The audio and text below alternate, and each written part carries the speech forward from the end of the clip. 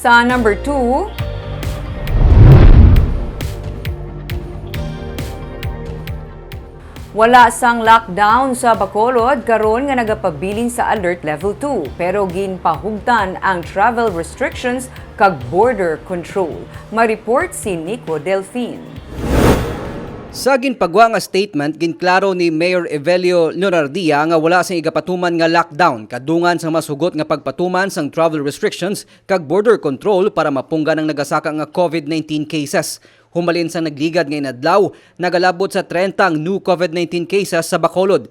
Kahapon naglabot ini sa 50 ang dugang nga mga kaso sang nalatnan sang virus. Suno kay Dr. Edwin Miraflor, officer in charge ng City Health Office, malisyoso ang nagalapta nga huring-huring angot sa lockdown bangod indi man ginakinahanglan ilabi na nga nagapabilin sa alert level 2 ang syudad.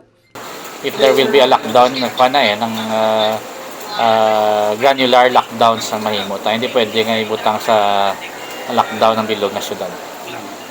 So base may mali siya itong pagpalapta sa amo itong news. Ginsugda naman sang Emergency Operations Center ang rapid antigen test bisan sa mga pasero nga gikan sa Katiklan-Aklan. So ang Roro nga from Katiklan may arat nagabiyahe nga from Batangas nga sir.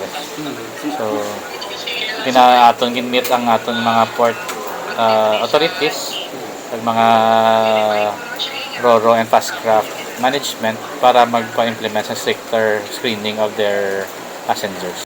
Gina-require naman ang negative RT-PCR test sa mga pasahero nga gikan sa mga lugar nga napaidalom sa alert level 3 bisan pa mga fully vaccinated.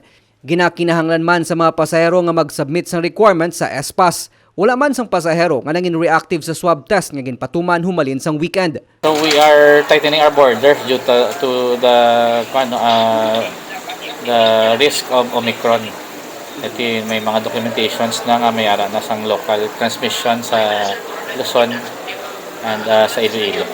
Samtang na-discharge na sa hotel isolation sang Sabado ang 38 anyos nga returning overseas Filipino nga naka-recover na sang malatnan sa Omicron variant. Upod niya nga nakapauli ang misis nga call center agent nga nagnegatibo naman sa virus. Nico Delfino para sa DigiCast Negros.